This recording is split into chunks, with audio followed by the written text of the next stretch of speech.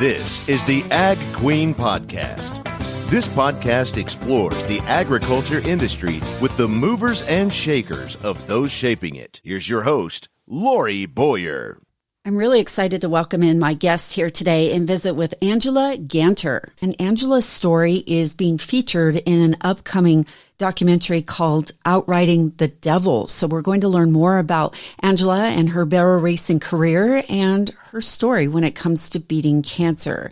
So let's start off by telling us more about yourself and your background here, Angela. Well, I grew up in Abilene, Texas. I'm from a ranching background in New Mexico. My grandfather and my mother and everybody was raised on a really big ranch in New Mexico. So when I was little, I spent all my time out there at the ranch with my uncle, and I just had the love of horses. And then my mom and my dad.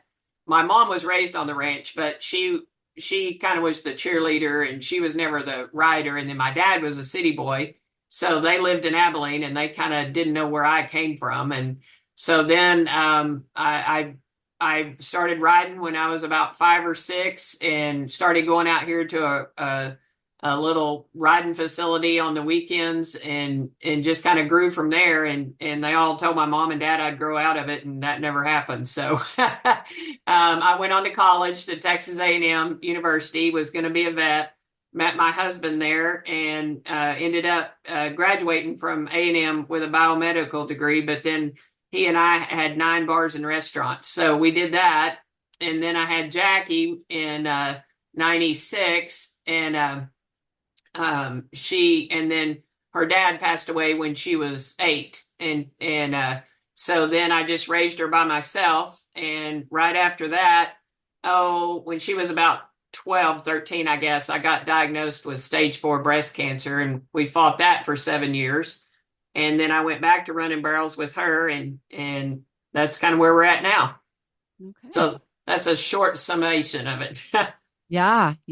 So you still live in Texas then? We still live in Abilene. We moved back to Abilene. We lived in College Station at A&M for years, and then we moved back to Abilene when her dad passed away. Got it. Okay. All right. And what do you do now? So now we have a huge facility in Abilene. We have a horse swimming pool, so we rehab horses. We train barrel horses, we rodeo, and we have a boarding facility. Our front barn, we board a lot of horses out here too. We have about, give or take, 85, 90 horses on the place at one time. Not all ours, but with the rehab and the boarding and us and everything. Oh, okay.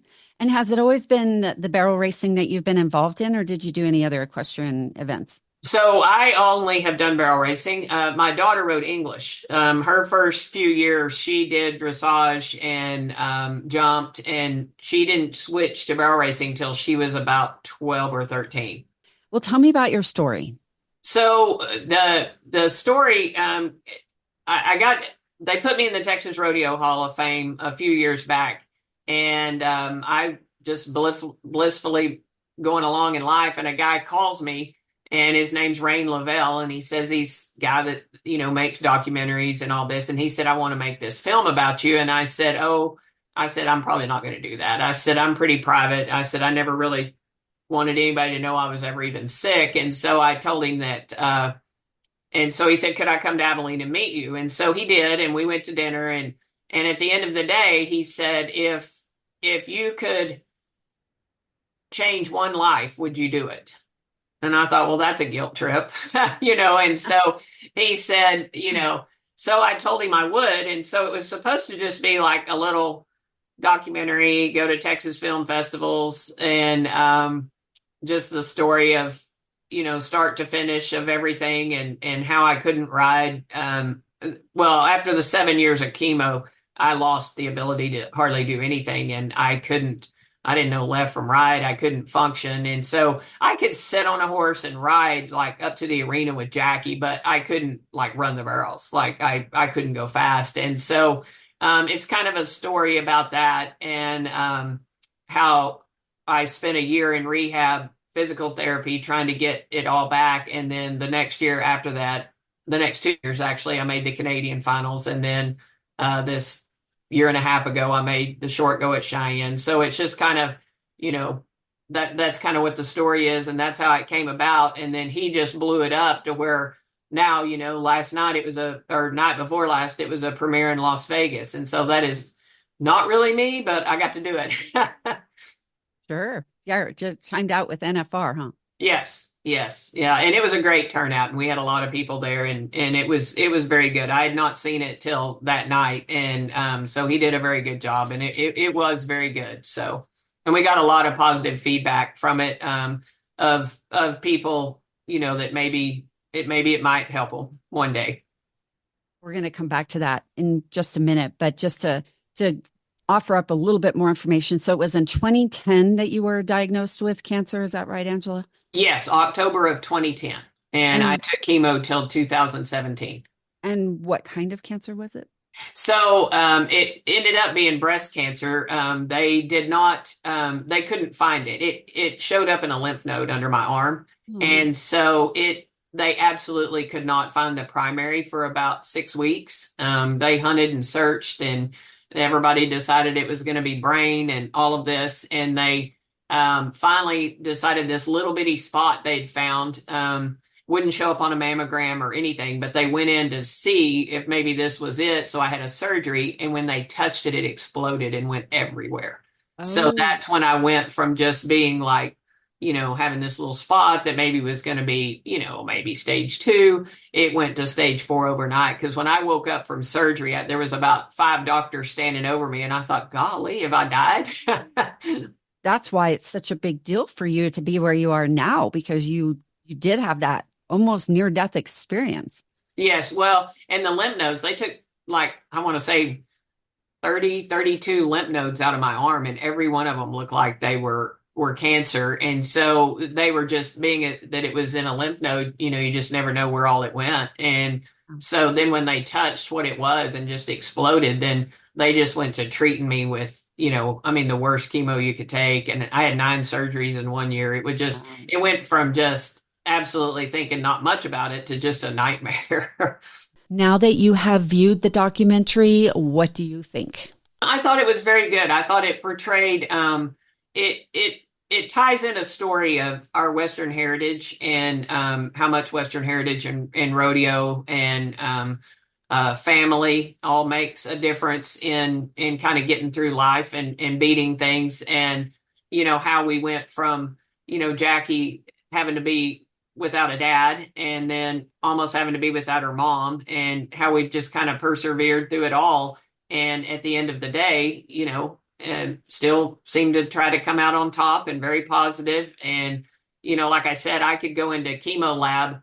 My drips were 7 hours when I would go. And so there was 32 chemo labs, and I got to where they were private. You were not next to somebody, but you could hear, and you could hear people talking. And I could tell if somebody was going to be there the next time or not by their attitude, and I'm not saying every cancer is curable. By no means am I saying that at all. But even if they had a chance to be cured, they'd already given up, and so what I'm hoping is that people see our story, and no matter whether you lose your dad or you lose the barrel race or you lose, you're fighting a battle of, cancer, that at the end of the day, you can win in some aspect of it.